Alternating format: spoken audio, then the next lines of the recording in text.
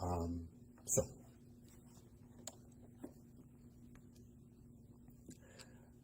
I feel like instead of Not in My Name, which I wrote in 2003 in response to the US's war on terror, that I should have written Over My Dead Body. Over my dead body will you occupy countries, bomb civilians, kill more children, letting history take its course over the graves of the nameless. Over my dead body will you erode the very freedoms you have claimed to fight for. Over my dead body will you supply weapons and funding for the annihilation of families on foreign soil. It is not simply an idea that one should be willing to die for their beliefs or principles, but rather that there are hundreds of thousands, in fact millions, tens of millions that have died at the behest of racialized capitalism and its imperial machine, which we feed with our labor. And if we are to bring the machine to an end, to halt its progress, we must indeed be willing to face what Thomas Sankara faced in Burkina Faso, what Marielle Franco faced in Brazil, what Patrice Lumumba faced in the Congo, what Chairman Fred Hampton faced in Chicago, what Berta Cáceres faced in Honduras, what Steve Biko faced in South Africa, what Leonard Peltier has faced for 48 years in the U.S. penitentiary, what Assata Shakur has faced for 45 years in hiding, and what Ibrahim Traoré of Burkina Faso is facing right now. The fact is that the ruling class of the imperial machine is willing to kill, and we must find at least the organizing strength to halt our labor to kill the machine. Perhaps you do not know that the industrial era followed the colonial era and that all modern machines were built on the workings of the plantation, which is why if you pull apart a machine to this day, a camera, a car, a vacuum cleaner, an engineer will describe the engine in terms of master and slave. Even in computer programming, the word robot, in its Slavic origins, means forced labor or slave. It's a way of looking at why we were robbed of our religions, our culture, our God, our language, our familiar relations. We tend to think, and for good reason, that they saw and treated us as animals, when one could say we were the technology forging the new world. It was beat out of us in an attempt to make us robots. We have worked under the command of a system with no return not fought for, with petitioners and martyrs who said, I may not make it to the mountaintop. And here we are. We have petitioned and cried to our government for well over a year now with no amends. What is left but to collectively halt our labor, not to actually put our bodies on the line, but to take our bodies off and out of the lines and means of production. The media has coined a lot of terms over the past year. One of those terms is anti-genocide protesters. But aside from the rabid Zionists and the corporate heads of weapons manufacturers, etc., who profit from human extermination, who would not characterize themselves as anti-genocide?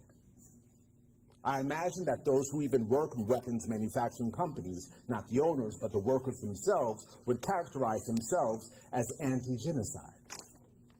My point is, if they can fire weapons for almost 400 consecutive days, and some of us allow ourselves to think, it's out of my hands, there's nothing I can do, what would 5 days, 5 consecutive business days of taking what is in our hands, our labor, off the market, collectively, regardless of who you're voting for, and regardless of who wins the election, could we bring the world and the brutal acts of our governing bodies dictated by a corporatocracy to a halt?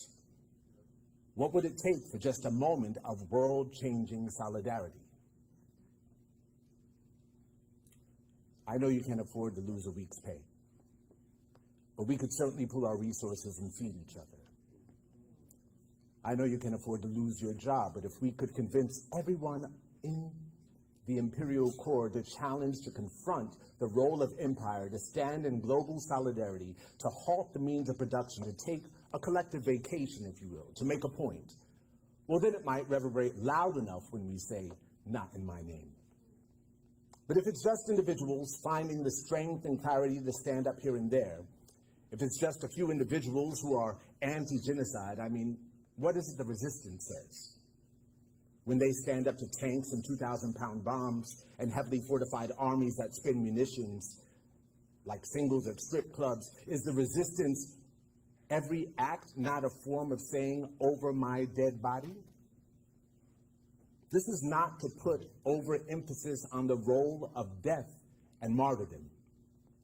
It is to openly question what is the best response to an imperial machine that is willing to kill, that will record the sounds of babies crying and play them from armed drones so that anyone who feels empathy, who thinks they can help an ailing child, will be shot when they exit whatever safe space they have found. The ruling class weaponizes our weakness. I'm simply pointing out theirs. They depend on our labor. Now, somebody says, so, well, you're a poet. What kind of labor can you withhold? That's fair. Usually when I sit down to write, I reflect on a phrase that Maya Angelou said when discussing a writing collective she was a part of in Harlem in the mid-'70s. What she said was the point of critique for the writers in the group was anything an artist writes should be written with the urgency of what they would write if someone were holding a gun in their mouth.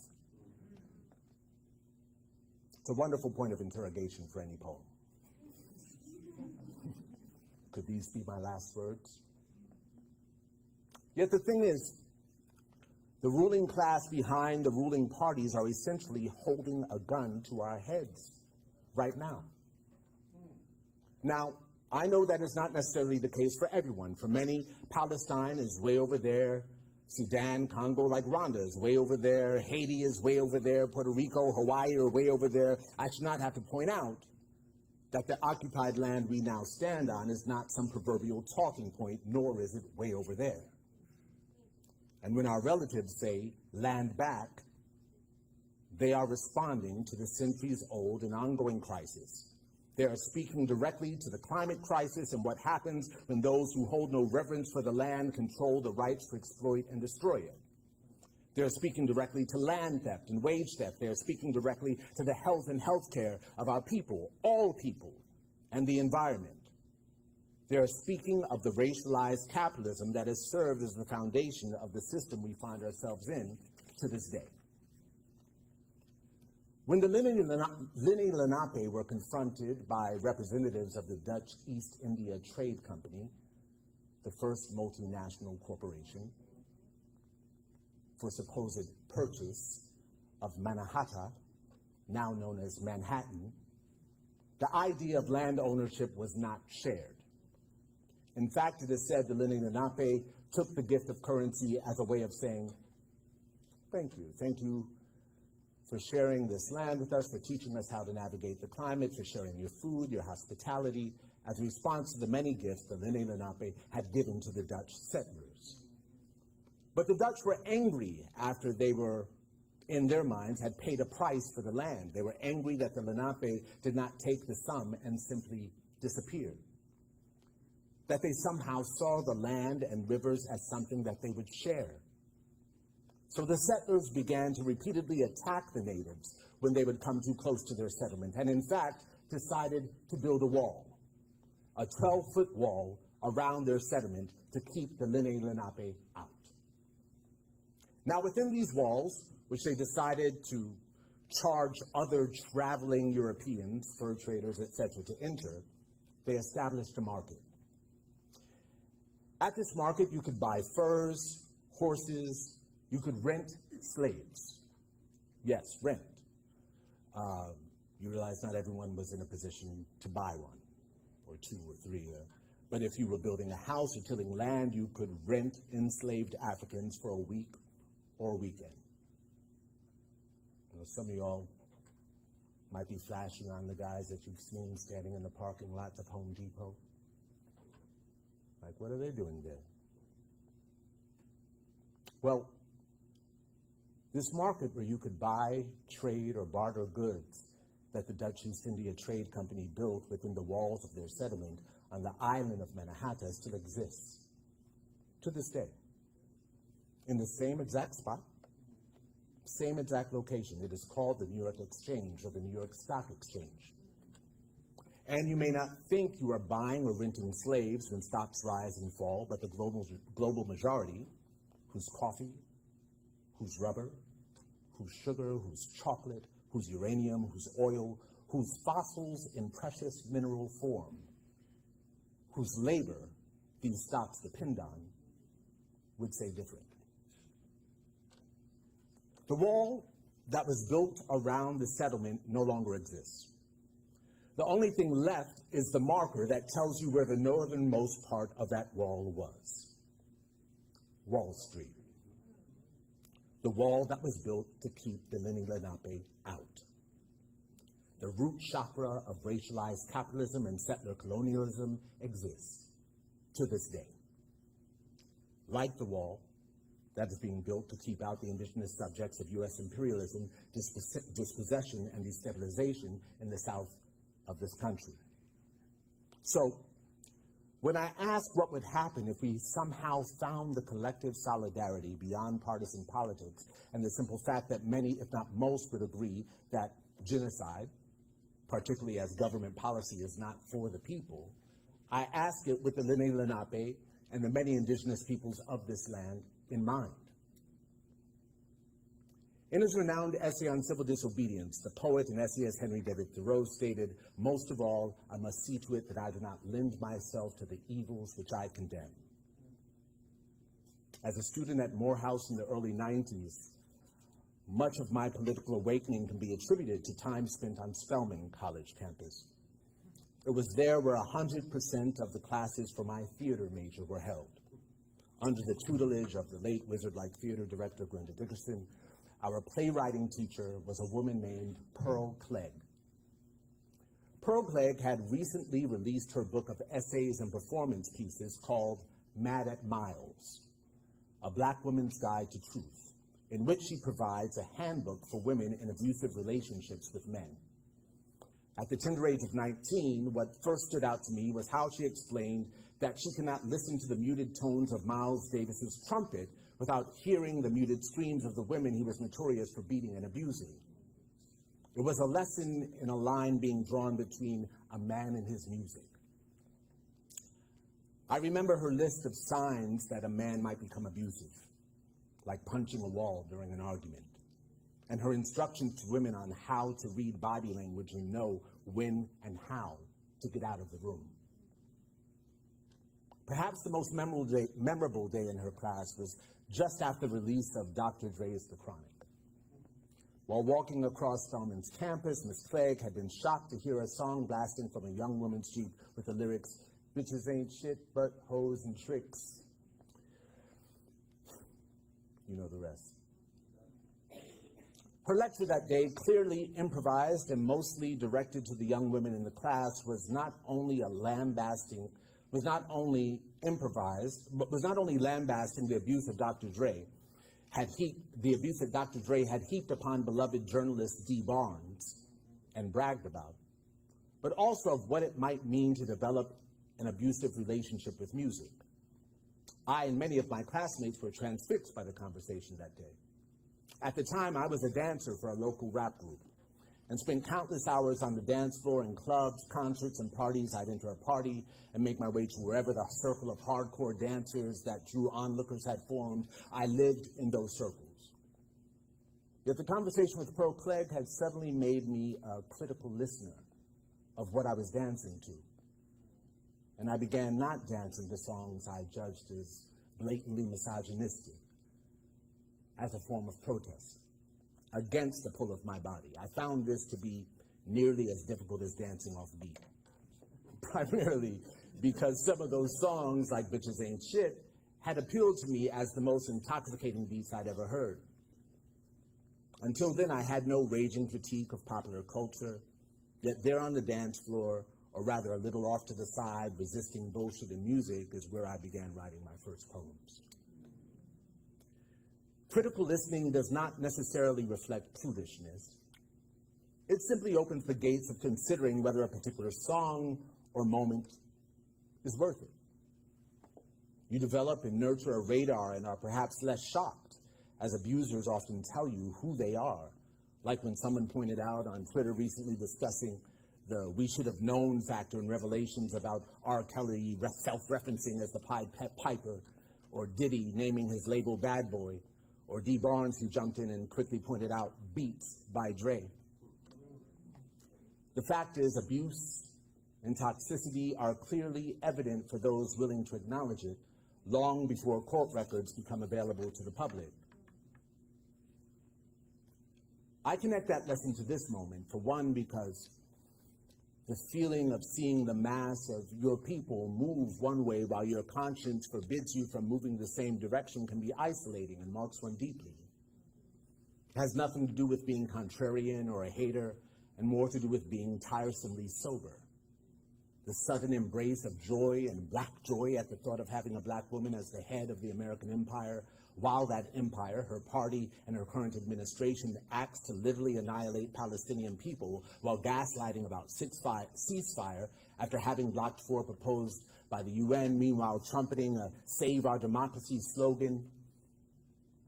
From the very real and malicious incompetence of Trump and the coordinated greed of the right-wing think tank that marches behind him is both valid and cynical due to the blight of genocide and the ways it has become ever so clear that it is not voters but donors, corporations, and the dated and racist strategic military interests of the US empire that rule the decision-making of the Democratic and Republican parties.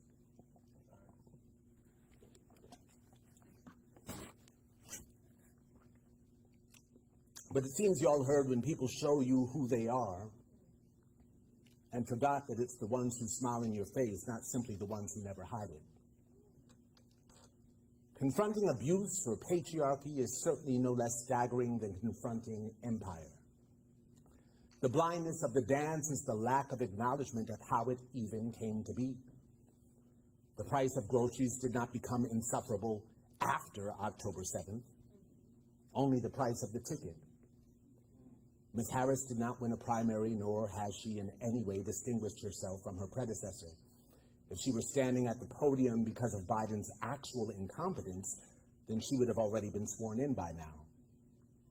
She is there, and some are dancing because students, activists, and those who cannot or will not ignore the genocide of the Palestinian people have made it very clear that they will not vote for the perpetrator of the genocide. Joy cannot obscure the fact that without an arms embargo on Israel and an assertion of the will to follow and not ignore international law, the majority of U.S. voters are being held hostage by the Democratic Party, who is, in a very real sense, holding a gun to their head while slaughtering innocent people. This is clearly nothing to dance about. But alas, where we find ourselves today has very much to do with another group of people dancing for no good reason outside of a concentration camp. The most recent talking point has been that these were the leftists of Israel who purportedly dreamt of, I won't say free, but maybe loose Palestine, better treatment. Though it does not appear that any Palestinians from Gaza or the West Bank had been invited to the party.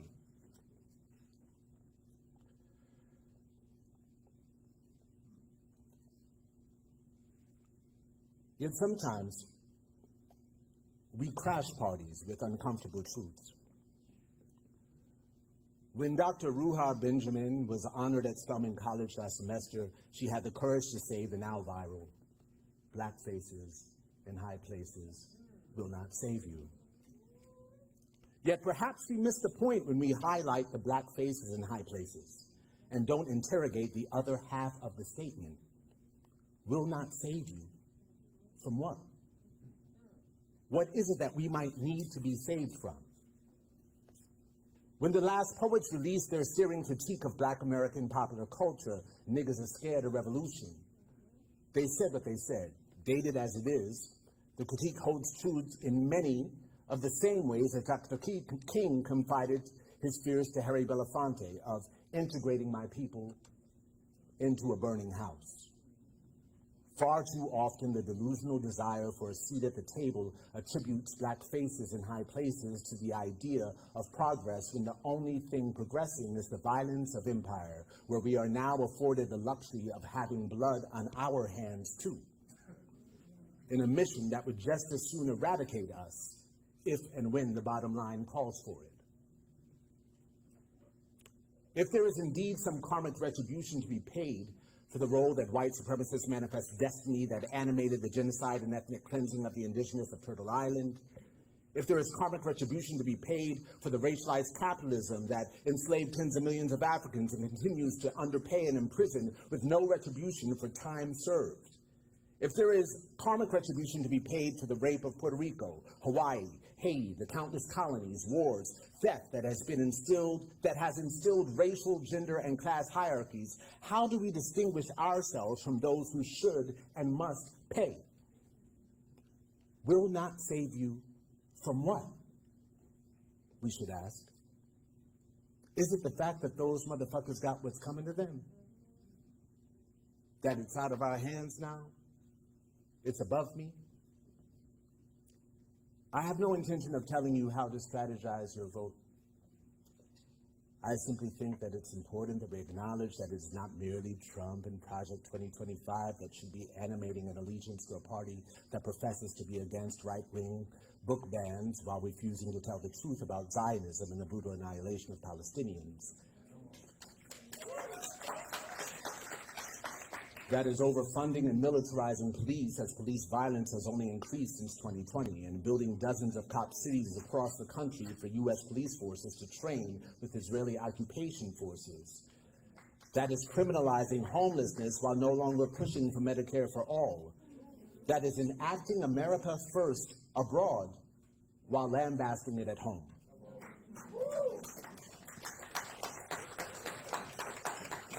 These are some of the many inconsistencies of a political party that is dancing hand in hand with its power trend, while holding the global majority as prisoners of its violent quest for resources and profit. And this is why many see it as extremely important that a third party like the Greens earn more than 5% in the upcoming election so that they can receive the federal and state funding that allows their candidate, and more importantly, their policies, the attention deserved. For the technology of awareness that says that in order to achieve democracy, U.S. politics should identify as non-binary. However, although we cannot give Westerners the credit for inventing democracy, I do understand that for some, voting for a party, no matter how distinct or radical might be, seen as a reformist act, an attempt at dismantling rather than burning down. Of course, and not simply because it's Native American Heritage Month, we should consider what our indigenous relatives might call a cultural burning or a good burning, a tool that was used to manage forests and replenish the land as a preventative to wildfires. The European colonial mind state saw this as primitive, neglected to understand it, and are only now at the beginning of realizing the fortitude of ancient technologies to ecology, which include us, humanity. But maybe it's too late. Maybe we've ignored the teachings and voices of our relatives and our ancestors for too long. Over my dead body loses its force, when clearly there are already too many dead bodies under the rubble, under prisons, under our skyscrapers, under our houses and residential schools. These are the fossils that fuel a system that depends entirely on us.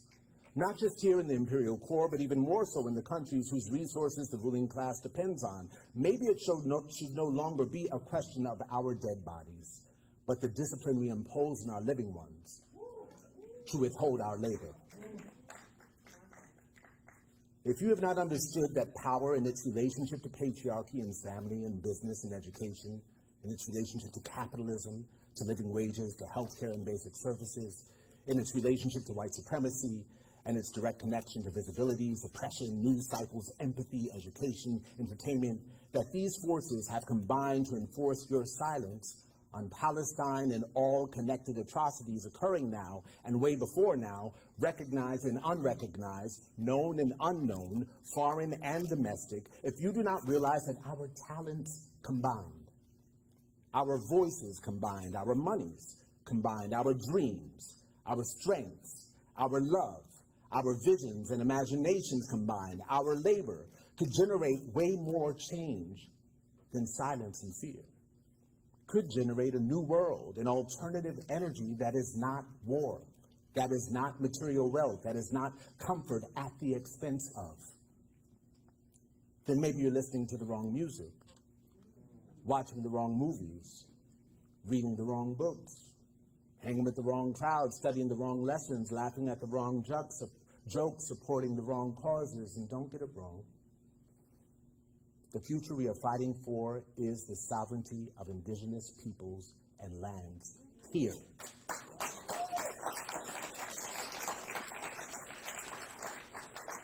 It is to say that there is another future, that the science fiction that imagines aliens coming to colonize Earth is just a projection of the colonial imagination.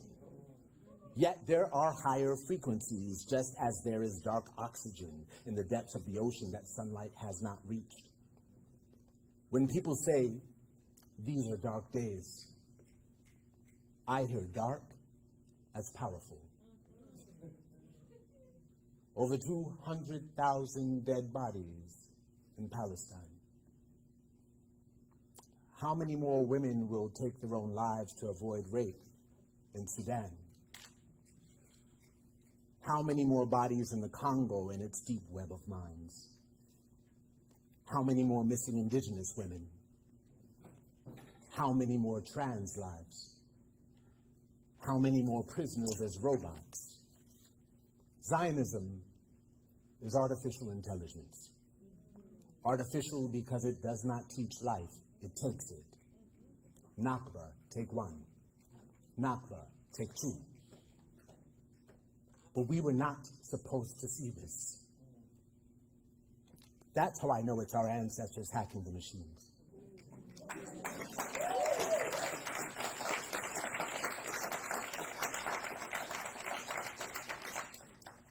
The drum was the earliest form of wireless communication. It may not be true, but it sounds right. And that's how music works. Imagine the most powerful 5 days this earth has ever known. What would it take to convince your neighbor, your school teacher, your client, your manager, to say, we have the power to stop this if we do it in the millions, if we organize, regardless of who wins the election, in solidarity with those here and abroad who lose either way.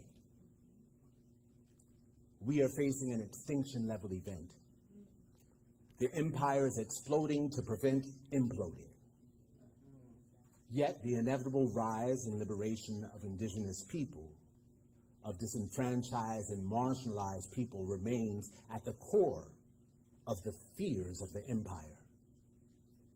A lot of my friends and family who are sympathetic to the plight of Palestinians have consistently sent me reels and articles that boil down to, but Trump.